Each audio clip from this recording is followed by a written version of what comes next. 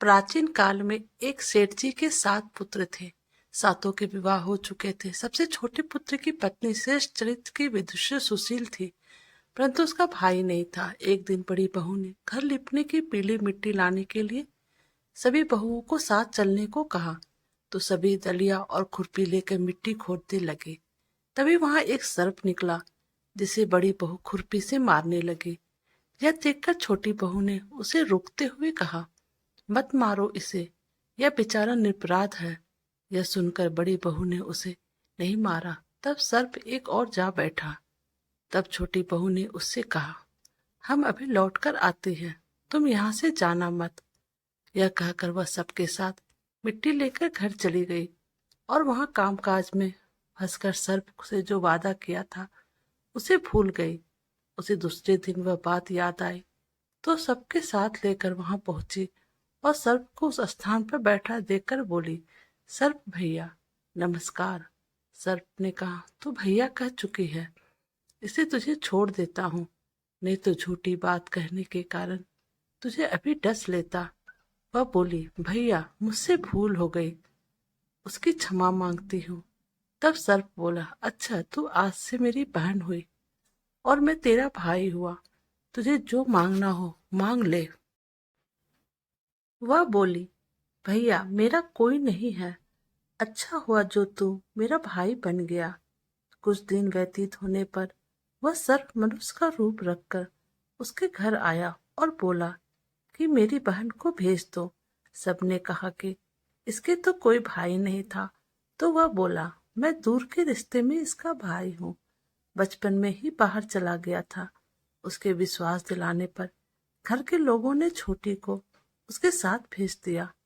उसने मार्ग में बताया कि मैं वही सर्प हूँ, इसलिए तू डरना नहीं, और जहाँ चलने में कठिनाई हो वहां मेरी पूंछ पकड़ लेना। उसने कहे अनुसार ही किया और इस प्रकार वह उसके घर पहुंच गई। वहां के धन ऐश्वर्य और देखकर वह चकित हो गई। एक दिन सर्प की माता ने उससे कहा, मैं एक काम से बाहर जा रही हूँ, तो अपने भाई को ठंडा दूध पिला देना। उसे यह बात ध्यान ना रहे और उससे गर्म दूध पिला दिया, जिससे उसका मुख बेहद जल गया। यह देखकर सर्प की माता बहुत क्रोधित हुई, परंतु सर्प के समझाने पर शांत हो गए। तब सर्प ने कहा कि बहन को अब उसके घर भेज देना चाहिए। तब सर्प और उसके पिता ने उसे बहुत सा सोना चांदी जवाहरात वस्त्र आभूषण आदि देकर उसके घर पहुंचा दिया। इतना ढेर सारा धन देखकर बड़ी बहू ने ईर्ष्या से कहा, भाई तो बड़ा धनवान है, तुझे तो उससे और भी धन लगाना चाहिए। सर्प ने यह वचन सुना तो सब वस्तुएं सोने की लेकर दे दी। यह देखकर बड़ी बहू ने कहा, इन्हें झाड़ने की झाड़ू भी सोने की होनी चाहिए। तब सर्प ने झाड़ू भी सोने की लाकर रख दी। सर्प ने छोटी बहू को हीरा मणियों का एक अद्भुत हार दिया था। उसकी प्रशंसा उस देश की रानी ने भी सुनी और वह राजा से बोली कि सेठ की छोटी बहू का हार यहाँ आना चाहिए। राजा ने मंत्री को हुक्म दिया कि उससे वह हार लेकर शीघ्र उपस्थित हो। मंत्री ने सेठ जी से जाकर कहा कि महारानी जी छोटी बहू का हार पहनेगी, वह उसे लेकर मुझे दे दो। सेठ जी ने डर के कारण छोटी बहू से हार मांगकर दे दिया।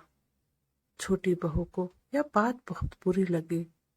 उसने अपने सर्व भाई को याद किया और आने पर प्रार्थना की, भैया रानी ने हार छीन लिया है, तुम कुछ ऐसा करो कि जब वह हार उसके गले में रहे तब तक के लिए सर्प बन जाए, और जब वह मुझे लौटा दे तब हीरो और मणियों का हो जाए। सर्प ने वैसा ही किया। जैसे ही रानी ने हार पहना वैसे भी सर्प बन गया। यह देखकर रानी चीख पड़ी और रोने लगी। यह देखकर राजा ने सेठ के पास खबर भेजी कि छोटी बहू को तुरंत भेजो। सेठ जी डर गए कि राजा न जाने क्या करेंगे।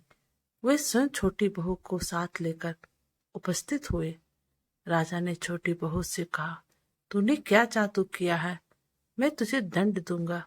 छोटी बहू बोली, राजन, दृष्टा क्षमा कीजिए, यह हार ही ऐसा है कि मेरे गले में हीरो और मणियों का रहता है और दूसरे के गले में सर्प बन जाता है।